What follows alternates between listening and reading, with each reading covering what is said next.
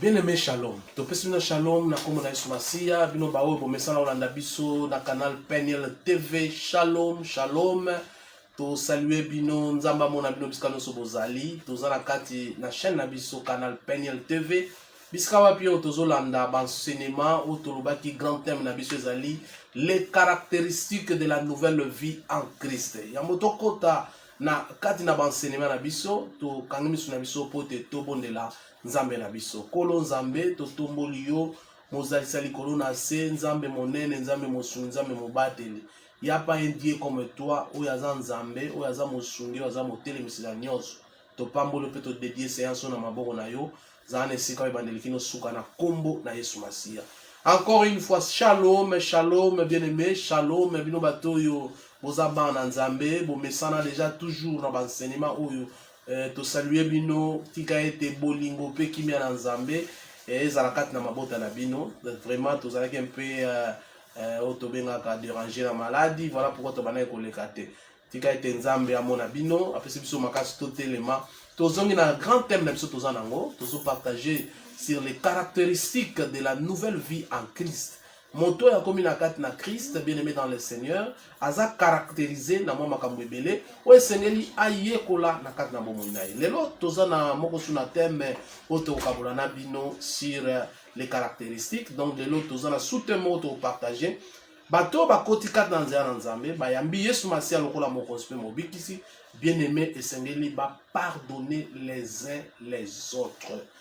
Tozo ba caractéristiques o ezokangama un chrétien Oyo alobi ete naza chrétien, il doit pardonner. Quelle que soit faute, quel que soit l'ikam, quel que soit niveau ya eloko nyonso, il doit pardonner.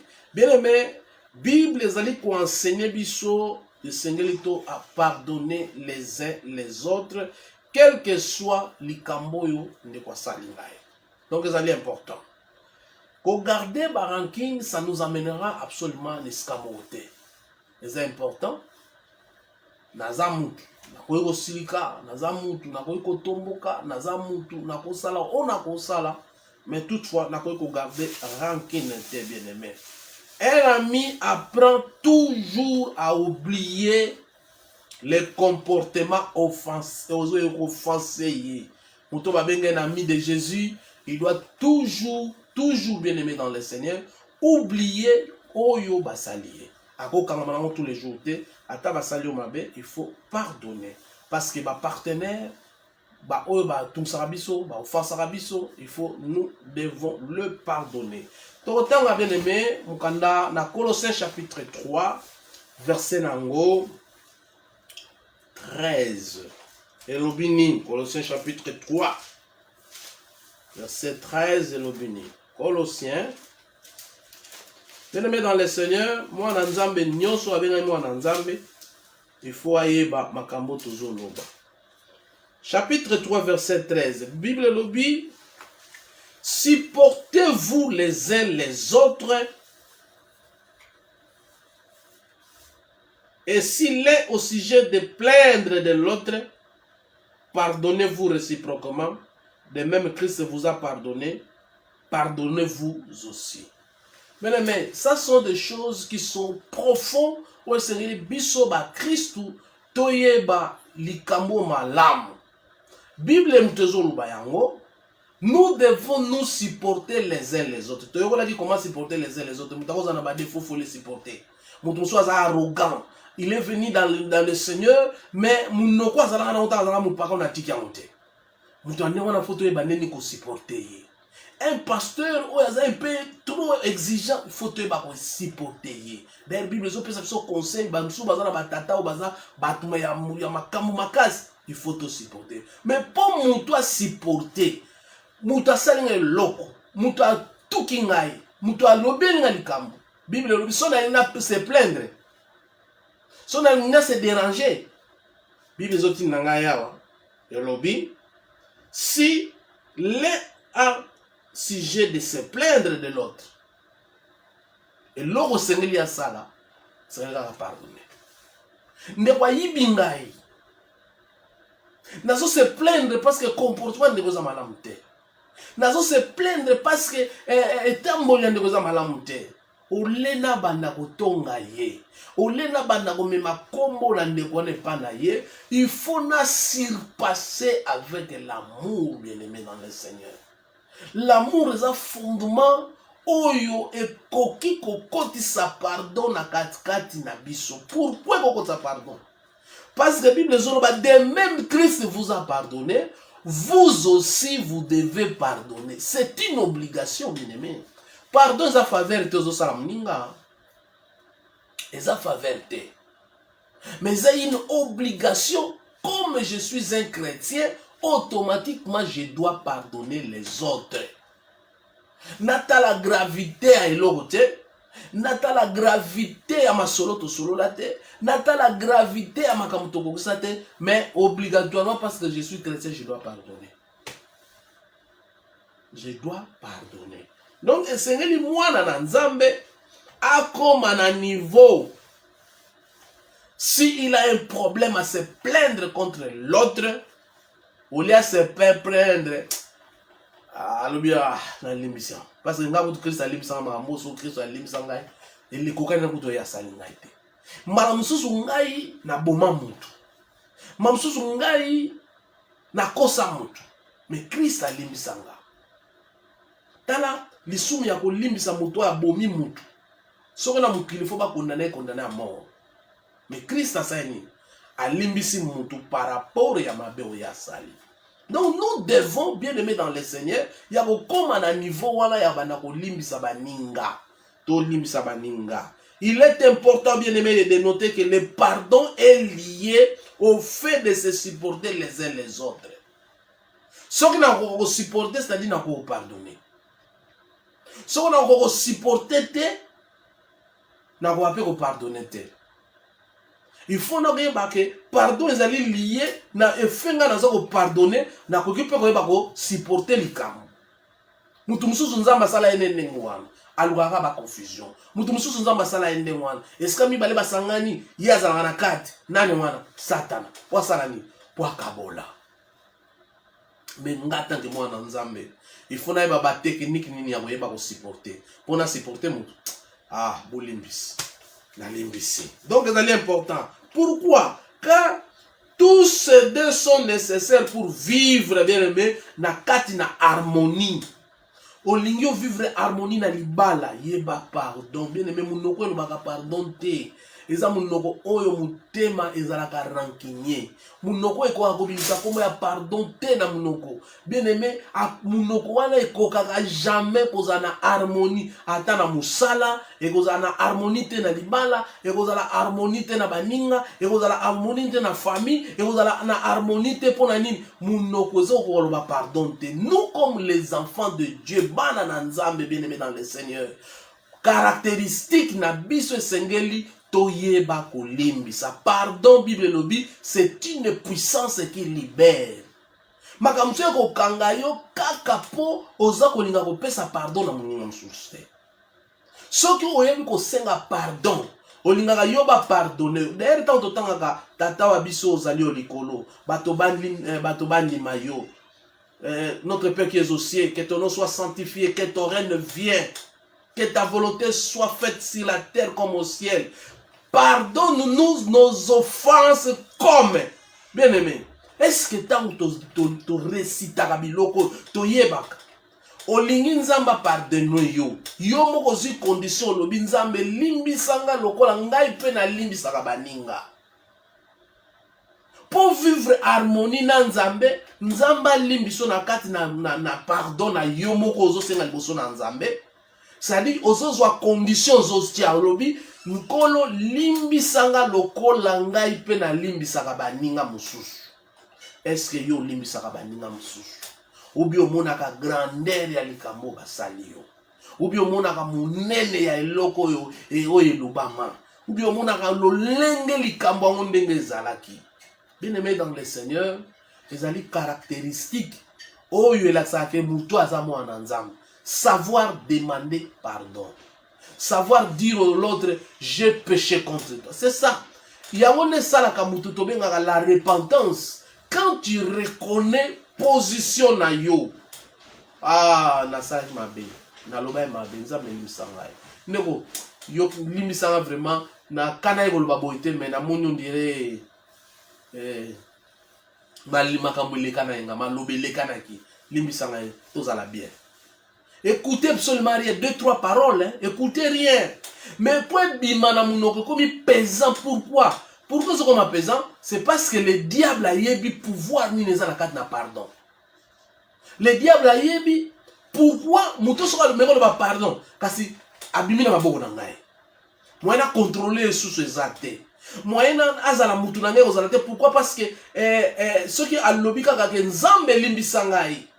Ndeko limbisa ngai kasi loko ngana bana ko réclamer kati na yezande pardon et c'est-à-dire rolongwa.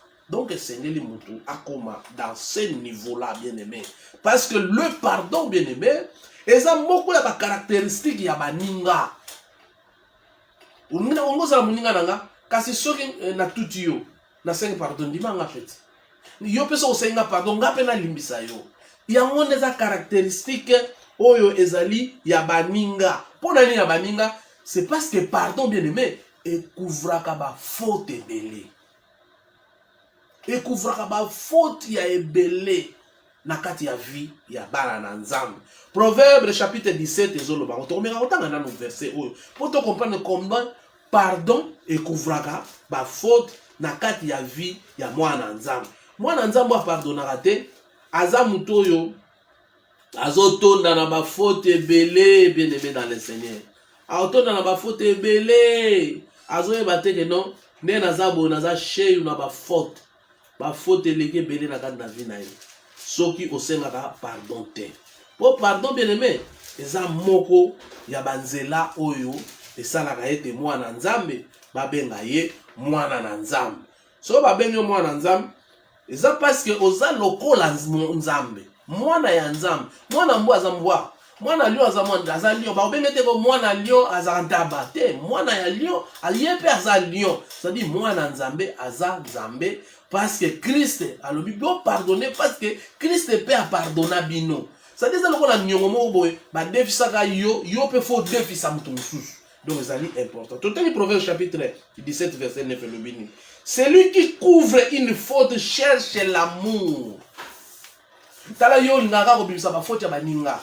So muninga mo asali loko yo mbango ko bimisa yango. Te. Mais muto abombaka mabe ya muninga. Akuti muninga na erreur. Akuti muninga na faute. Akobenga ye na pembeni. Ndeko, na mo likambo sala mabe, oloba mabe. Likambo oloba ki yango kitoko te. Likambo na moni soko mbenga ki ngai nga ozala boete. Bien aimé, likambo nyoso to pelisaka. Et comme à un niveau de confusion. Les camounions sont traités avec arrogance. Et ça a été l'amour et koufa na katanamite manabatu. Il y a un proverbe azolo muto abomba kaba faute ya muninga. Celui qui couvre une faute cherche l'amour. Quand il y a un problème, on dit que le présentant va juger muninga na mususu. Té. Sans cause d'amour. Mobali aza minu solo o bomba ye parce que ozana mo o yipse sukula mi ava bolala o yipse nana na zwa yo chele ma zwi pe broso bi ma broso pe ata na yipse mo solo te mais o quand même na pesa bro le lo pesa boy le ba pesa lo bi na ko swapo na broso parce que mbala mso ayo kanga mo solo. Bien aimé dans le Seigneur, nous devons avoir cette caractéristique. Il y a quoi ba ko couvrir parce que nous sommes le corps du Christ. To sangani biso no so ba chrétien. Ba chrétien la si nzoto mo parce que loboko ya droite ko za na confusion na loboko ko chite parce que ça na kati na nzoto. Ezate ke loboko lobi na munoko moni banda lelo lukablo yo moko sanga na munoko. Ezalaka te. Nous devons couvrir les fautes. Ya bande ko mususu. Bible les continue. Et celui qui les rappelle dans ses discours divise les amis. Tant où nous se rappeler faute on de sala yo. Omoni yo, likambo yo sala ngai. Omoni yo, eloko lobela nga wana, nakanga ona mutema. Yo kanzanga na posana yango, wana biloko zo diviser bien aimé. C'est-à-dire au garder rancune. Nous va tant yo zo garder rancune, ko kanisa te na kata mutema no nzamba zalaka négatif. Nzamba za nzamba ba rancune te. Nzamba za nzamba ya ba confusionniste te. Nzamba za nzamba ya amour. Nzambe amour, c'est-à-dire esika mibale misato basangani yazaka na kati. Esika bato bazo diviser yazaka na kati susute. Abimaka. Atika mutu musika. Jusqu'à ce que mutu akozongisa amour ya ko considérer amour onzama pesa kiye. Voilà pourquoi akozala. Mutu a divisaka bien aimé. Asa mutu te. Mutu aluka akimia taza mutu te. Asa na parce que diable ndem taluka akimia te. Diable ndem ta divisaka bato. Diable ndem taluka confusion. Diable ndem taluka inimitié. Diable ndem ta chaka makamu na kata bato ba se séparer. Parce que yaza na posa te bato ba sangana. Poso bo sangani boko ma force. Boko yokana bolingo ko bota. Tango bolingo ko bota. Yako za suna porte place ko kota te aye ba ko troubler bato bien-aimé. L'amour est kangamana pardon bien-aimé. Pardon est kangamana ko supporter baninga mususu. Ceux qui ont supporté bien-aimé dans le Seigneur, tu n'auras jamais l'amour. Ceux qui supportent tu ne pourras jamais pardonner quelqu'un. Il faut commencer tout d'abord à supporter. Ta façon de dire batumusu ba supporter l'amour. No lenge na yo ya koloba batumusu ba mesani na mo. Pona nini bango ba koki yo yozo koka bango te. Pona nini bango bazo supporter yo yozo supporter bango te bien-aimé. Bien-aimé caractéristique ya kozala mwana nzambe ezali pardon. Yeba ko pardonner baninga mususu pe yeba ko couvrir ba faute ya baninga mususu. Parce que passage ya mwasi o bakangaki na flagrant délit bien-aimé na Jean chapitre 8 verset 3 à 11 ezo édité biso mingi. Ezo apprendre biso que le pardon signifie bien-aimé ezo ko signifie pas to minimiser ba faute de kwasali. Parce que tozama na nzambe bon lokola afinga ki mama na yo bon za problème te non. Nous allons condamner des fautes. Mais faute ye bandeni ko limse po biso peto suwa. Yamo Yesu atuniye. Batu neso bazala ki ba condamner yo te. Abi mokonzi mutu moko ta condamner ngai. Abi ngai pe na condamner yo te mais esika ko ko pécher lisusu te. Eli ko loba nini bien aimé. C'est-à-dire ce que tu as toujours battu la condamnation, tu as komona pe par ya baninga te. To memaka baninga na condamnation te. Ya ngomoni proverbe la zo biso to couvrir ba be ya baninga. Pour la ligne to pesa bango conseil bazonga susu na kati na mabete bien-aimé dans le Seigneur. Très important parce que après avoir pardonné la femme, Jésus lui a dit de partir et de ne plus prêcher. So na sali kamoko lelo fona banosala ba fort pour le binanzo ngelango te na koki ko tournoi ya kate sur le problème ko ata Yesu pardonnaka kasomo ita pardonenga bakainga na mubali a pardonenga oui mais elingo lo basute ke na zonga susu bakanga suna mubali mususu lobi bakanga suna mubali susu ba ya liboso ya Yesu tokangiso mwaso yo boya nto beta ye lino ba Yesu uzala nini sikoyo alobi kende mais ko sumuka lisusu te. C'est important, bien-aimé dans le Seigneur. Le ko la tant que ba na nzambe to koka koyeba nini otokoyi ko sala. Bien-aimé dans le Seigneur. Et Seigneur to comprendre pardon et on les a mentionné na Ephésiens chapitre 4 verset 31. Ezo mema biso eza na eloko moko sala que pardon eza l'activité na vie amour. Nous allons lire Ephésiens chapitre 4 verset 31. Et l'autre one sur les akati na yo, bien aimé, o ko ka ozo pardon te. E ko dominer yo. Et l'air ko dominer yo, o ko yeba ndenge ba pardon na te. Nzoka nde Bible zo pesa biso conseil. To ko isakanda. Mutu ya kanda bien aimé ko pardonner te. Po kande dominaka. Na kanda ko boma muninga mususu.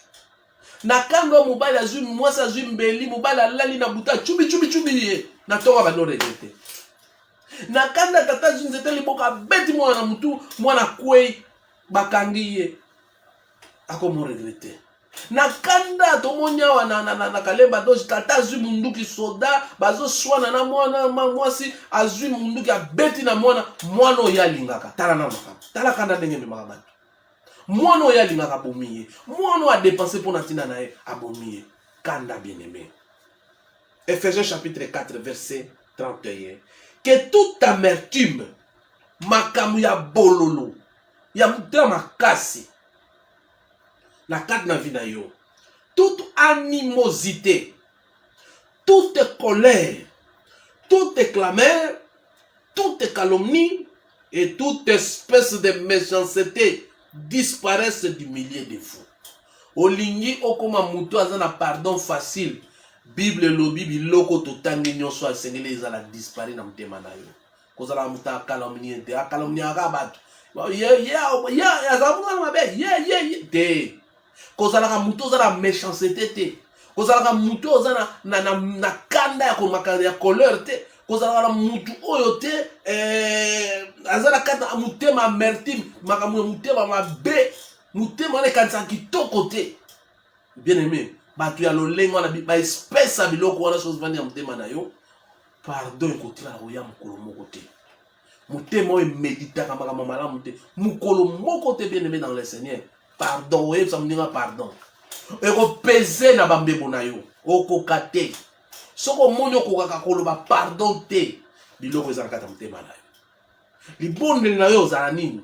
Nzambe longolanga amertime, nzambe longolanga kanda, nzambe longolanga ngai clameur, nzambe longolanga calomnie, nzambe longolanga toute espèce de méchanceté na kanda bomo inanga. Banda ko bon de la ndengwana pour préparer mutema na yo l'amour et au vendre parce que c'est l'amour qui amène. L'amour qui amène le pardon. Et nyonso oyo efandi na base ya supporter, support nango, nde supporter. Amour a même pardon, mais base dans ça, on a supporté dans un amour, on a supporté dans un pardonner monde. Évitez biloko na kata motema na yo pour que on vanda à l'aise na kati na vie na yo et likamnyo so mona pardon bimamba. Pardon na baité, pardon na kanalité, pardon na sala boité, pardon na ngai na sala boité. Donc voilà bien aimé dans le Seigneur, en tant que moi na nzambe, en tant que mo Christ, ozo landa Yesu na nzela malema me kotambola. Tala lolenge Seigneur a évité biloko nyoso na kakad na ben na ye. Bien aimé, le pardon ne change pas le passé. Mais il élargit l'avenir. Et qu'on change le passé parce que so finganga déjà, so finga na ngai. Oso koselanga makambo. Oso bundisa ngai. Oso loba ko loba. Et qu'on change na mote pour oso loba ngo. Mais na avenir, élargir avenir angano, c'est-à-dire na avenir parce que toko kuta na quelque part. Na ko loba te on a yo kana nete po alobela nga mabe, mais non, c'est na limbisa na c'est le cas. Yango to lobi le pardon ne change pas l'avenir, mais il ne change pas le passé, mais il élargit l'avenir, bien aimé dans le Seigneur. Garder rancune au contraire, bien aimé, c'est comme un être mortel piqué par une abeille. Est-ce que vous comprenez? Muto sa kufa, mais nzo yake ko chuba yesa yo kapasi. Ko garder rancune. Ça dit, ce que vous salopacité, pour se kufa bien aimé. Vous avez la rancune tilelo ya mutu. Et ça, on peut pas citer. On l'a peut bien. On va dans peut bien. On l'est peut bien. Bien aimé, son kufa. Et ça, le coup là, ngungi yake ko soit ebembe. Est-ce que bembe ko rekoloba? Et ça, le coup là, nyoka soit ebembe. Est-ce que bembe ko loba? Et ko loba te bien aimé. Pour ça, kufa, ako yoka pasi wana li susute. Mutu aso akufi ata nyoka suye. Ako yoka su paste. Mais mutu aso na bon moi. Bien aimé, ngungi aso yo beta matambango. Parce qu'on se sentit douleur. Rancune eza douleur. Rancune eza loko epezaka na via mutu. Rancune eza loko yo ezalaka soki oza nango bien aimé olala te. Soki oza mwana nzambe olala te. Soki oza mwana nzambe oyo akuta na Yesu Masiya okoluka osisa likambo. D'ailleurs Bible ezopesa biso conseil. Bosilika me bolala na kanda te. Parce que oyebi te ntango nini nzambe akoya. Ezali important na vie na biso en tant que bana nzambe. Tous à la baoyo bien aimé dans le Seigneur, to comprendre était rancune eza kitoko côté. Style de vie nini oyo ponaka. Est-ce que ponaka amertume? Est-ce qu'on garde la rancune? Ou bien on nous garde la paix oyo komema le pardon. Voilà bien aimé, quelle vie oyo yo ponaka. Vie à garder la rancune? Vie à bomba mutema ya bololo? To vie à luka kimia na mutu nyonso. Cherchez la paix avec tout le monde. Cherchez la paix et la sanctification. Et maintenant, on cherche la sanctification pour mon nzambe. Cherchez la paix et la sanctification sans laquelle personne ne verra Dieu. Bien-aimés dans le Seigneur, nous devons comprendre. Dans Ephésiens chapitre 4, verset 32, soyez bons les uns les autres, compatissants, vous pardonnant réciproquement, comme Dieu vous a pardonné en Christ. Zala bon abatou. Ne cherchez pas beaucoup de confusion. Ne cherchez pas eloko moko ko empêcher rapport bozalaka nango ezala na famille, ezala na libota, ezala na ba camarade, ezala na kati na bandeko na kati na église, na kati na famille, na babaye oska tozali et c'est tozala bolamu. Pourquoi c'est tozala bolamu? Parce que c'est tozala na compassion. Tant toza compatissant, mutema ya bolingo, la compassion. Kolimbisa na biso na mama makabo parce que nzamba yebaki ke bisika no so bat bakozala, il y aura des problèmes, mais nous devons dominer ces problèmes na nzela ya pardon. Ya lobi ya mutu alingi ko se plaindre kota na pardon, ko se plaindre te kota na pardon. Ayebaki esika bat bazali za lokola kazi ya masanga kazi ya milangi soko ningisi fo makelele zala, mais dominer yango na nzela pardon. Dominer yango na nzela ko limbisa na bino réciproquement. Elinga loba te ngaka ka ndefo na limbisa yo limbisa ka te. Un chrétien basale mabe alimbisi mutu asali mabe. Asali mabe asengi pe pardon. Yango nde babengi réciproquement. Un chrétien za ndenge wana. Ezate kanga ngana nzela ka ya osenga nga pardon. Te limbisa ye. Soko limbisi o bonde la pona nzamba otouche mutema na ye. Alors c'est mon pardon. Alors banzambe limbisangwe. Donc c'est important bien aimé, le pardon avec un cœur tendre et compatissant et yangonde nzamba lingi. Ya pardon de na limbisio ka pona limbisa yo te avec un cœur compatissant, cœur d'amour, cœur de compassion, cœur brisé, cœur ezoka passe. Ils ont vivre dans le pardon te. Nzambo alingi to zana cœur tendre. Pourquoi ces deux choses? Parce que Nzambe a amour, a compatissant. Voilà pourquoi il a envoyé Jésus-Christ. Jean chapitre 3, verset 16. Car Dieu a aimé l'amour premièrement. Il a envoyé Christ. Il nous a aimés tels que nous étions. Il nous a aimés na mabenyo so tozalaki na lolengo biso tozalaki. Je vous pardonne. Je ne regarde pas ce que vous avez fait. Je ne vois pas compter tout ce que vous avez fait. Mais je vous pardonne à partir d'aujourd'hui. J'envoie Jésus. Celui qui croit à son nom, il sera sauvé. Mais pourquoi nous aussi, nous ne pouvons pas faire ça? Pourquoi je ne regarde pas le malheur que mon ami m'a fait. Je ne regarde pas ce qu'il a dit pour moi. Je ne regarde pas ce qu'il a combiné. Mais je le pardonne à cause je suis un chrétien. À cause je suis une chrétienne. À cause de la parole que j'attends dans l'église. Mais là où la parole de attend dans l'église, ça part, bien aimé. Et que est-ce que le pardon est le résultat d'un cœur tendre et compatissant. Motema weza tendre et compatissant. Résultat dans weza pardon. Résultat dans weza rankinité.